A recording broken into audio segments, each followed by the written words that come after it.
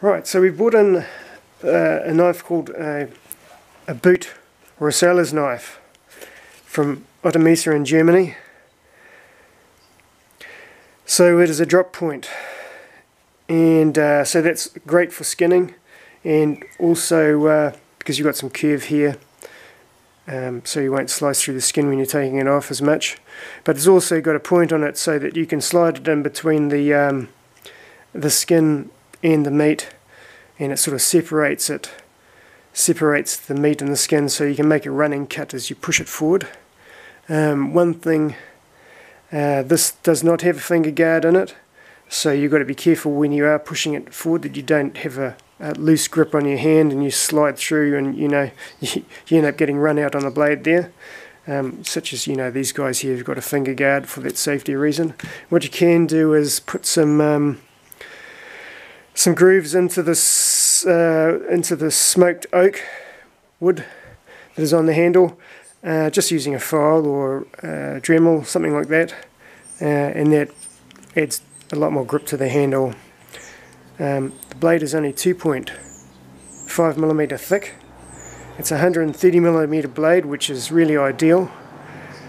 The handle is only 110mm long, so it actually makes it quite maneuverable in the hand.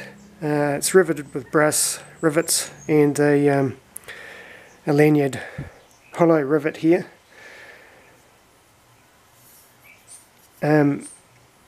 So compared to, this would be a typical sort of shepherd's farm length knife, so in the scale of it you can compare here. So this is about a 15cm blade. That's a boning sort of a blade, and this is another sort of a drop point skinner's knife. So it kind of combines the both. It's a general purpose type of a blade, and it also has the blade at an angle coming back to the handle here. So when you're doing slicing, it's a bit more useful when you're cutting it. One other way besides separating the meat from the sliding the knife in between the meat and the skin is you can pull up and pinch the skin. When you're skinning up the legs, and you just pull it up and cut a strip off like that, in a sort of sawing backwards and forwards action.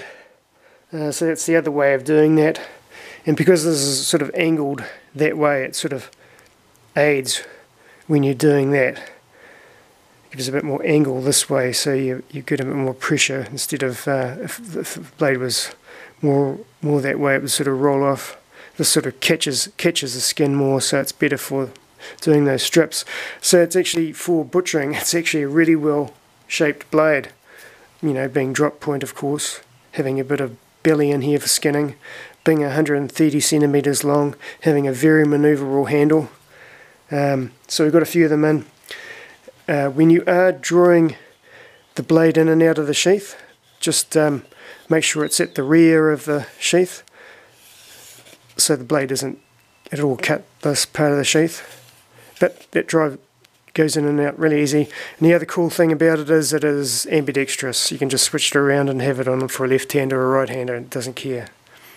Great knife. Only 110 grams in weight, because it's only got a 2.5mm blade. So it's not one of these big survival kind of 5mm thick blades. Yeah, I really like these.